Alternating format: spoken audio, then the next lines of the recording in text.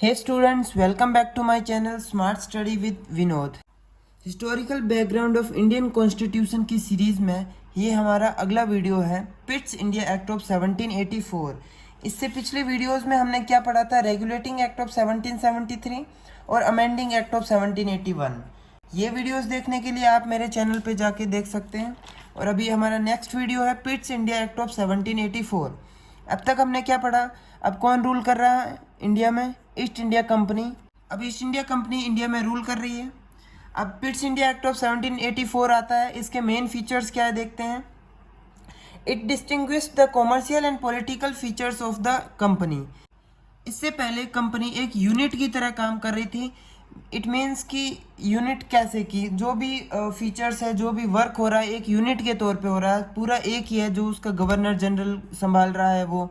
अब इस एक्ट के बाद जो भी कॉमर्शियल फंक्शन और जो भी पॉलिटिकल फंक्शन है, इन दोनों को अलग कर दिया गया। कि जो भी कॉमर्शियल फंक्शन है, जैसे कि जो भी ट्रेड चल रहा है, ट्रेड से रिलेटेड, और जो भी पॉलिटिकल इन द सेंस कि जो भी एडमिनिस्ट्रेशन से रिलेटेड है, कौन नया गवर्नर जनरल या फिर कौन कहाँ रूल कर रहा है, एडमिनिस्ट्रेशन, इससे रिलेटेड। तो trade and administration both are different, so they distinguish the both the features, both the functions, commercial and political functions. अब कॉमर्शियल फंक्शन को कौन देखेगा? जो भी कोर्ट ऑफ डायरेक्टर्स थे पहले से ही, कोर्ट ऑफ डायरेक्टर्स देखेगा कॉमर्शियल फंक्शन को। और पॉलिटिकल के लिए एक अलग बॉडी बनाई गई। पॉलिटिकल फंक्शंस को देखने के लिए एक न्यू बॉडी बनाई गई जिसका नाम है board of control. Board of control political functions को देखेगा, जो भी एडमिनिस्ट्रेशन में काम हो रहा है। अब बोर्ड ऑफ कंट्रोल का एक नया काम क्या है? Board of control will supervise the civil and military governments और revenues of the British positions in India.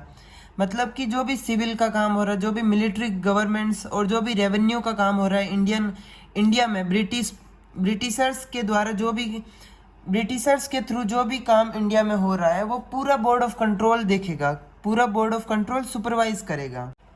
Pitt's India act of 1784 was important for mainly two reasons. अब जो भी कंपनी की जो भी टेरिटरीज थी इंडिया में, उसको for the first time name दिया गया ब्रिटिश पोजीशंस इन इंडिया। और सेकंड रीज़न क्या था?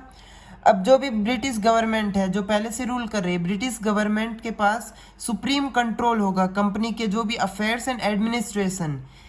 ये पूरा सुपरवाइज कौन करेगा? British government. अब इसको सम अप कर देते हैं, वापस से कंक्लूड कर लेते हैं। पिट्स इंडिया एक्ट ऑफ 1784, इस एक्ट के बाद कंपनी ने जो भी कॉमर्शियल एंड पॉलिटिकल फंक्शंस थे उनको अलग कर दिया गया। कॉमर्शियल फंक्शंस के लिए कोर्ट ऑफ डायरेक्टर्स बोर्ड किए गए एंड पॉलिटिकल फंक्शंस के लिए एक नई बॉडी बनाई गई, बोर्ड ऑफ कंट्रोल। अब बोर्ड ऑफ कंट्रोल जो होगा वो सुपरवाइज करेगा सिविल एंड मिलिट्री या फिर जो भी revenues of the British position in India, जो रेवेन्यूज से रिलेटेड जो भी काम हो रहा है। अब ये दो रीजंस के लिए सिग्निफिकेंट था पिट्स इंडिया एक्ट ऑफ 1784। पहला कि जो भी कंपनी की टेरिटरीज थी, for the first time British position in India नाम दिया गया। और सेकंड, ब्रिटिश गवर्नमेंट के पास सुप्रीम कंट्रोल होगा कंपनी के अफेयर्स एंड एडमिनिस्ट्रेशन से रिलेटेड। ये था पिट्स इंडिया एक्ट ऑफ 1784। अब इससे अगले वीडियोस में हम पढ़ेंगे act of 1786, charter act of 1793। इससे रिलेटेड जो भी आपको डाउट हो इस वीडियो में, जो आप मुझे कमेंट में पूछ सकते हैं। और आपको वीडियो कैसा लगे आप वो भी बताइए। Thanks for watching.